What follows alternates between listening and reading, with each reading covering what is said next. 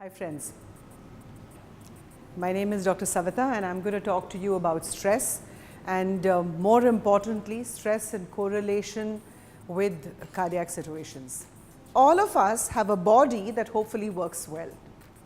All of us also have a mind that does a lot of thinking, problem solving, analyzing and so on for us. Okay? Along with this now you put together an emotionality. So now you have a thinking, feeling, body-mind complex. You have a body-mind complex that is doing the work of the body, doing the work of the mind, and at the same time also having emotions of like and dislike, acceptable and not acceptable, happy and unhappy. And if you have a thinking, feeling, body-mind complex, is it possible to not have stress? Think about it. Is it possible to not have stress? Perhaps not. Perhaps not having stress might be a tall order. So thereafter then let's talk about where does your stress come from, how much of stress do you have, and what is the best way that you can manage it. Let's understand stress a little bit better and let's look at ways and means in which you can look at managing stress a little bit more. Comfort for one person could be stress for another.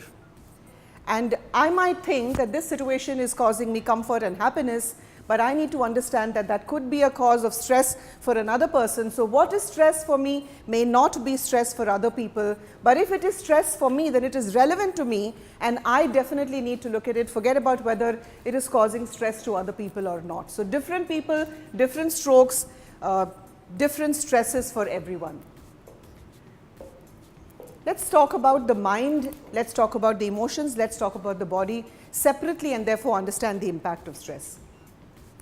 You know, yesterday there was an Emirates flight that landed in one of the busiest airports in the world, and just as it landed it skidded and there were 300 Indians who were, you know, in a state of shock probably. The good news is that nobody, there were no casualties except for a firefighter who lost his life. So all 3 Indians, the crew, everyone was safe, absolutely. Now imagine that you were in that situation, you were in that Emirates flight, okay? And I came in here just a few days ago, so I mean, God forbid, I could have been the one over there, except that fortunately I would have lived to tell that tale today. Imagine that you were in that flight and you were being told within minutes to evacuate that plane. And within minutes you had to get onto that rubber slide and get off the plane. So in those couple of minutes when your whole life was more or less changing, can you look inwards and tell me, what are you experiencing? What is happening? What's your mind feeling? What is your body feeling? Can you just take a look inwards? Had you been in that situation, imagine and visualize yourself and then tell me, what is happening to you? What are you feeling? Anyone? And where are you feeling that stress? In your body, is there a location that is feeling that stress? Can you pinpoint and say, this part of my body is feeling that stress? Can you get in touch with these changes and say, what is happening? Anyone? So let me ask you more specifically. How is your face looking at that time? Comfortable, pale, usual, or is it looking a little flushed? Yeah? How is your throat feeling? Dry? How is your heart? All comfortable, or do you need the doctors to come and help you quickly? Beating much faster, right? How is your breathing? Much quicker, much faster. How is your stomach feeling? Can I give you something to eat? Would you be interested? Not at all. Butterflies in your stomach. How are your hands and legs feeling? Shaky? You're clenching your hands for no real reason, you're holding nothing, but you're clenching your hands back and forth. So your entire body is going through a sea of changes exactly as we have over here. So you have the autonomic nervous system that has been pulled into action because your brain has said, here is a stressful situation. And the moment your brain says, here is a stressful situation, your body and your mind immediately pull into action and start making a lot of changes. Now this situation that I spoke about, the airplane and you and somebody possibly being in that, is a situation of acute stress. is a situation of an intense amount of stress that you are experiencing over a period of time. So, a whole lot of stress that you are experiencing. So, you might say, well, it can happen once in a lifetime. Let me give you another situation. It's not a once in a lifetime situation. Let's say you are driving to Dubai for some very important meeting, very important discussion.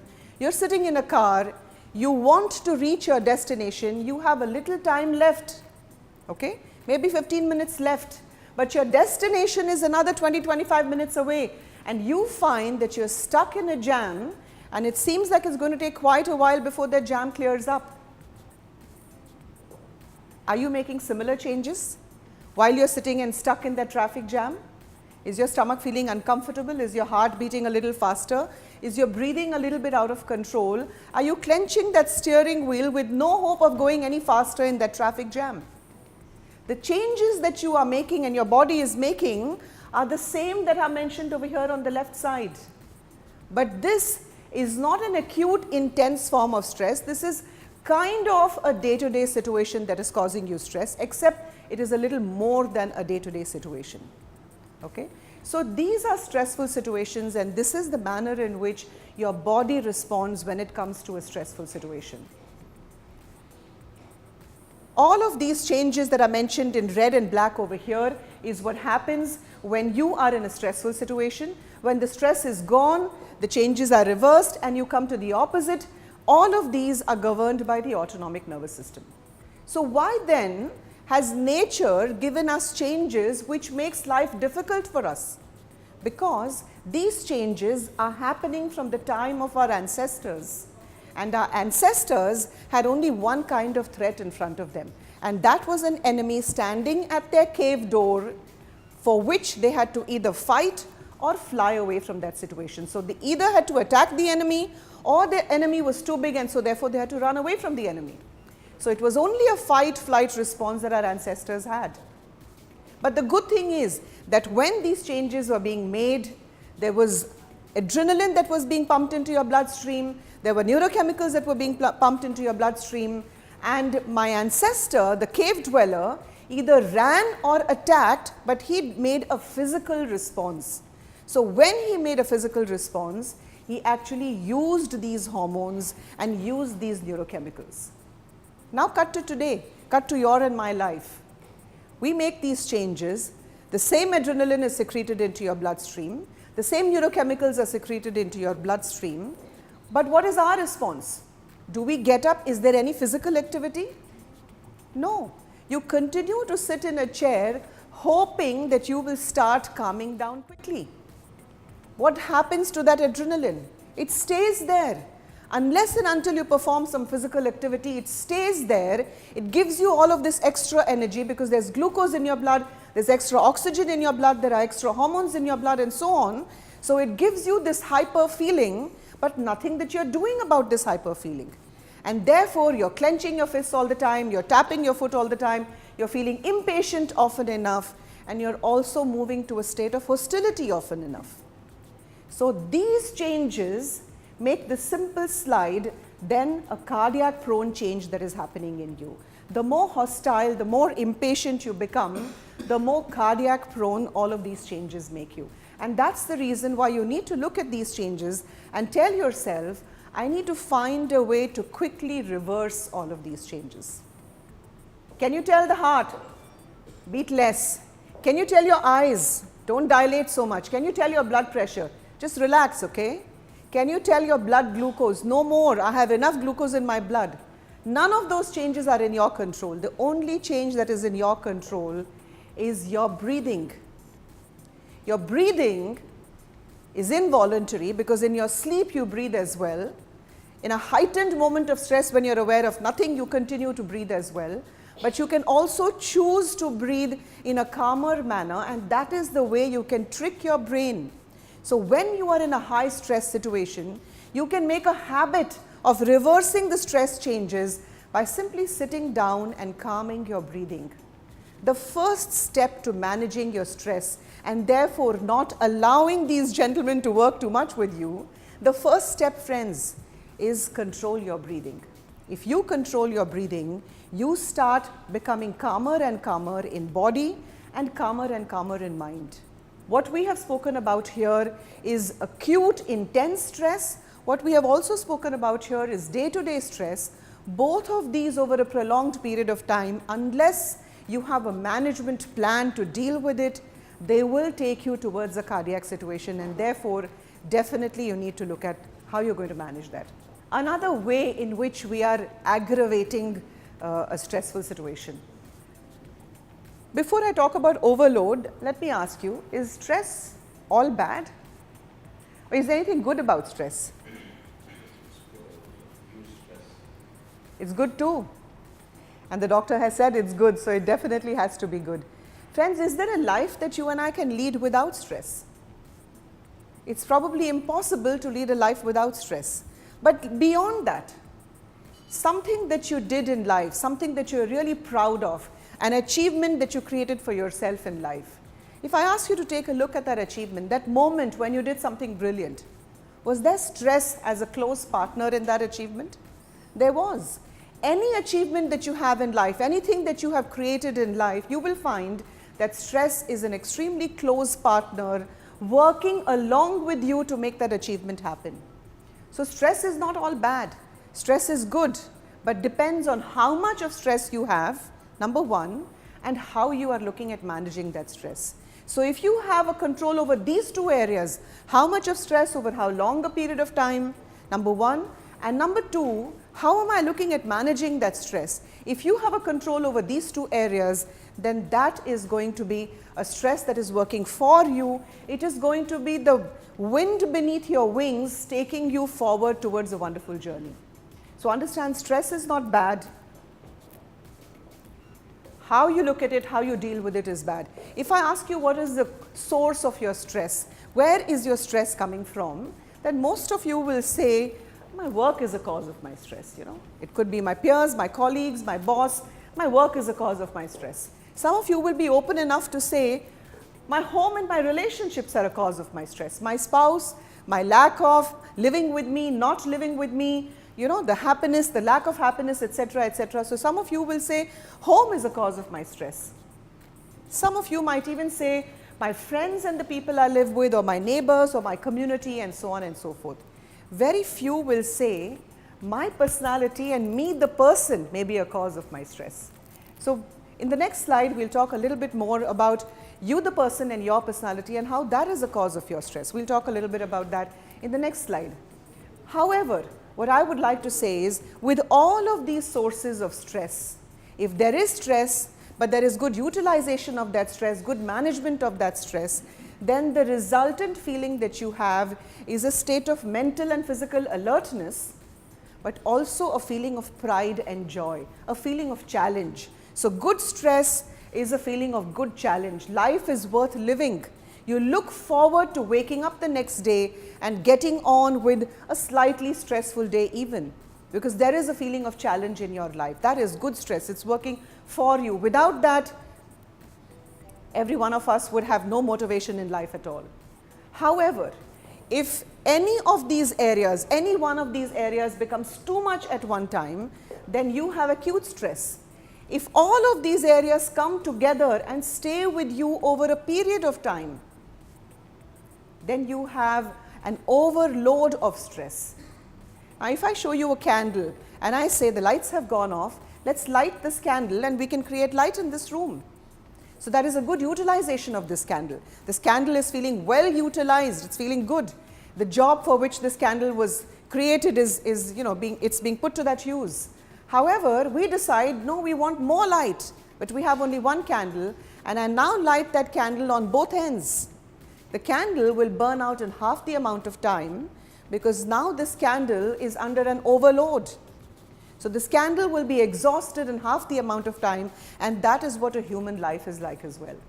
If you put yourself into an overload, you're consuming yourself faster than you are meant to, and you're reducing your comfort levels, whether it is medically, physically, mentally, in whichever way you look at it, you're reducing that unlike what you are supposed to be doing. So if you overload yourself, you will finally move to a state of breakdown, and that breakdown could be physical, mental, emotional, finally leading to a medical situation, and that's something that you definitely need to avoid.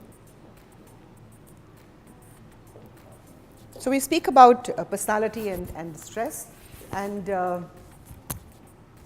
let me give you a little example in how you can look at a personality and whether that personality is stressful or not stressful, let's say.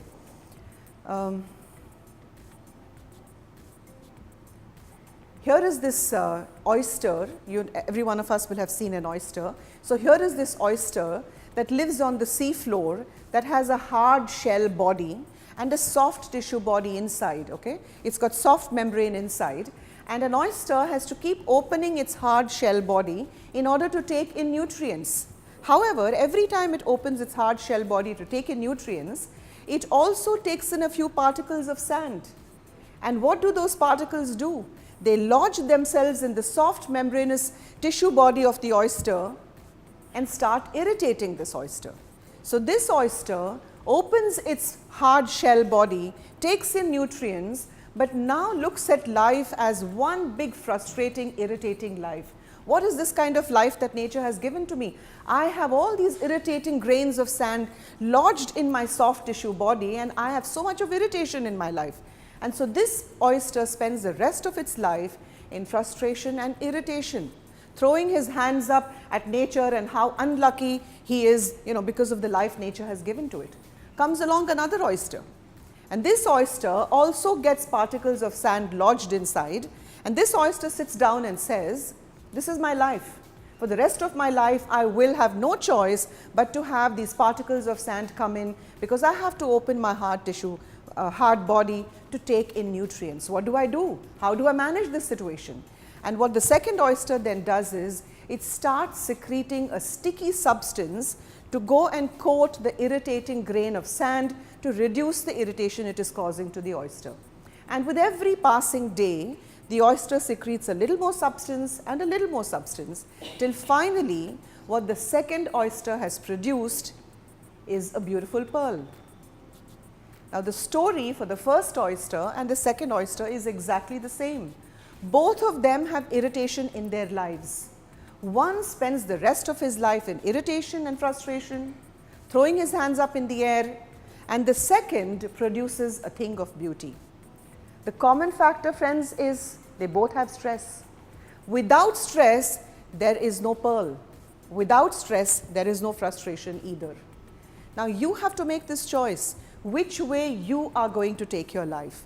Are you going to take your life like the first oyster? Or are you going to create a thing of beauty and go the way the second oyster went? That is your personality, and that decision is being made by you depending upon what kind of a personality do you have. So every time a thought comes to your mind, friends, where does your personality form? How does it form? Every time a thought comes to your mind, be careful how long you entertain that thought. Be careful whether you'll allow that thought to be a magnet to attract more thoughts. If it's a wonderful thought, if it's a good thought, if it's a rejuvenating thought, go ahead and let it be a magnet. But if not, think. Every thought slowly becomes your behavior, and before you know it, your behavior is going to become your attitude, and before you know it, your attitude will become you, the person, and your personality. And that is how, by not changing it right in the beginning, you have allowed a personality to form, which may or may not be beneficial to you. So every time a thought comes to your mind, understand, is that thought going to take me towards this oyster, or is that thought going to in fact take me towards the second oyster?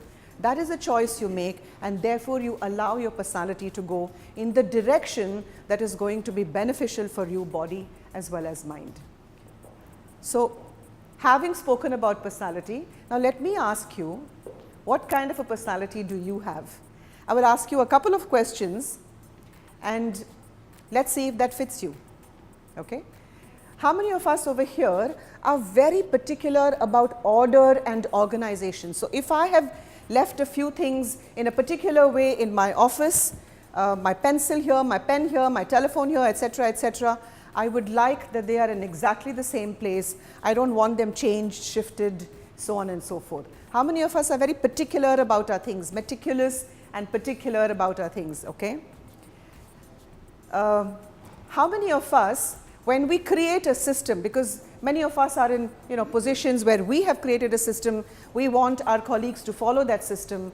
How many of us feel that the method, the process, the system that I have created is the best and everybody must follow it, and I'm not comfortable if that system is changed around a little bit? How many of us feel that I've created this system, it now needs to be followed? Any hands? Okay. You go home and the chair is kept like this. A guest comes and sits on the chair and it is moved in this manner. Another guest comes and takes the cushion and flips it around.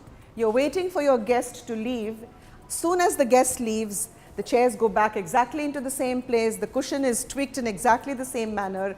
How many of us can say, okay, that level of being particular describes me? Okay. Let me add a newer nuance to that. How many of us have gotten obsessed with hand cleansing and the sanitizer and so on? So every now and then there are a few puffs on my hand all of the time. Not maybe just once or twice in a day, but every now and then. And therefore my hands are feeling so dry all the time, isn't it? How many of you have said yes at least 2 to the 3 or 4 or so questions that I asked you? At least 2 times you said yes. Okay? What am I saying about you? Any guesses? Your personality is getting a little obsessive now, is what I'm trying to say. Okay? Your personality is getting a little obsessive, and so therefore, watch it. You don't want to go towards the other end of the spectrum. All right? So the symptoms that I spoke to you about are obsessive compulsive symptoms. I'm not saying that you have already got a disorder, but these are symptoms. And the medical correlation of these symptoms is that obsessive symptoms tend to give you more often than not stomach-related disorders. So that is the correlation with the personality and a medical ailment. Let's talk about another personality and the possible medical ailment, okay? How many of you over here are very ambitious? I want to do well, I want to succeed, I want to move ahead in life. So we have some hands over here. How many of you are very competitive? There is only one position on top. I want to be the guy who's there. So how many of you are also competitive, winner of the race? Any hands for that? Okay. Along with that, how many of you feel that if you had to wait in a queue, you'd probably find yourself tapping your foot, wondering, when is that person going to move out quickly so that I can go ahead? Okay. So I spoke to you about time and impatience. How many of you feel, the fourth question, how many of you feel that you also are a little quick to get irritated and a little quick, therefore, sometimes to get angry? The fourth question, honest answers. Okay. So friends, I asked you 4 questions in another category. How many of you said yes at least 2 times to these 4 questions? Now this is another personality, and the good news is that this personality is a type A achievement-oriented personality. So you will achieve, you will succeed, you will do well. You might find yourself at the top of the ladder. Friends, that's the good news. What's the not so good news? The not so good news is make friends with these 2 gentlemen over here. Because sooner or later you might need one of them. Okay? This is also a cardiac prone personality. So the good side is the achievement. But the not so good side is that it is never enough. The sun never sets with this kind of a personality. It's night time and I'm going to now pick up these threads tomorrow morning. That does not happen with this personality. It's an ongoing situation, and along with that, what really makes this personality type even worse is the built-in impatience, irritability and hostility. But friends, you need to understand that impatience, irritability and hostility make this personality type much worse, and the reason for that is that society has taught us not to express hostility. So we have taught ourselves to keep that hostility within us. And when you keep it within you, whatever impact could have happened outside with that hostility is now happening inside.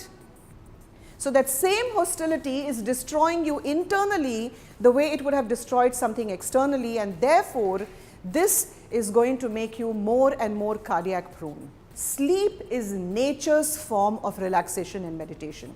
So our ancestors had no clue about what is relaxation, what's a breathing exercise, what is meditation. They were clueless about that. And the reason was because nature had given them this gift, and that was sleep, and they slept. But if I ask all of us today, do you sleep? How many of us over here can say, I sleep 6 to 8 hours every night? Not once in a while, but every night, 6 to 8 hours every night. And those of you who raised your hands, you are protected from a lot of ailments. Sleep is vital to the human being. Why is sleep vital to the human being?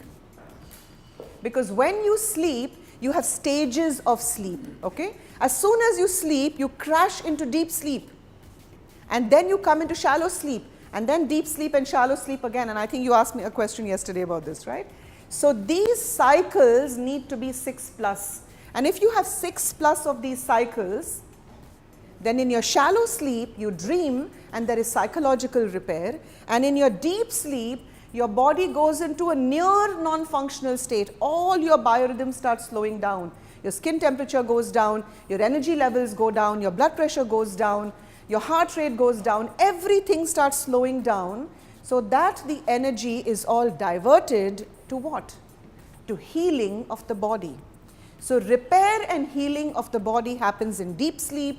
Repair and healing of the mind happens in shallow sleep. You put these together and you have sleep, which is nature's medicine to you in the form of mind as well as body. Now, whenever we are busy and we want extra time for our work, where does that extra time come from? I need another hour to finish my presentation. Where does that time come from, friends? It usually comes from your sleep. And so what are you doing? You're knocking off your body's healing by an hour, by 2 hours. And I want to quote to you a few studies that were forwarded to me by my friend Dr. Kanojia. There were 2 very relevant studies. We speak about sleep, but not enough research was done about the impact of less sleep on the human body and the cardiac proneness. And here are a couple of these studies. This study was done in the University of Chicago. There were about 495 adult candidates that were taken. And it was found by ruling out all the other disorders, it was found with these candidates that if they slept less than 5 hours, if these candidates slept less than 5 hours, they had a 27% chance of developing plaque, which is calcium in your arteries, which is the beginnings of what might ultimately take you over there. Okay, that is the beginnings. Just by sleeping 1 hour less every night, 5 hours and less than 5 hours, this is what was found. Okay, in a study that was done by Dr. Kim in South Korea, in the university over there, again, they did a 2.5 year study. And the candidates were, I think, almost 2,600 plus or something. They followed them up for 2.5 years, and they were looking at metabolic syndrome, which is a combination of medical factors that will lead to a heart disease. Okay? So rather than go into details, what I will say is that what that study found is that if you sleep less than 6 hours, then there is a 41% chance of you developing metabolic syndrome, less than 6 hours. And these people were followed up, those people who slept less than 6 hours were followed up over a 2.5 year period. And during this 2.5 year period, it was found that 21% of them actually developed a metabolic syndrome, which means the next step is a cardiac situation then. Okay? So if you don't understand that sleep is vital, that sleep is a rejuvenator, and that it is also a healer, then here is research available to you that sleep is nature's medicine, and we cannot afford to ignore nature's medicine at all. What I want to say to you finally is that you may have an orchestra, you may have a choir, okay? And you have these brilliant musicians who form a part of their orchestra. Each one of them has a role to play. The violinists have a role to play, the pianist has a role to play, and so on and so forth. They're all brilliant musicians, but there is one conductor only. Okay? And that one conductor decides how the entire orchestra plays out. When that one conductor signals to the violins take off, and when that one conductor signals to the piano, then the pianist takes off, and so on. And that's how you have a beautiful orchestra worth listening to. That's how it makes a harmony. The conductor himself or herself at that moment is not playing any instrument. Your mind is like that conductor. Your mind is controlling the entire body, telling every part of your body how to function. And that's the reason why I came last today, friends. To tell you, take care of your mind. If you take care of your mind, in turn your mind will take care of every part of your body. Thank you so much.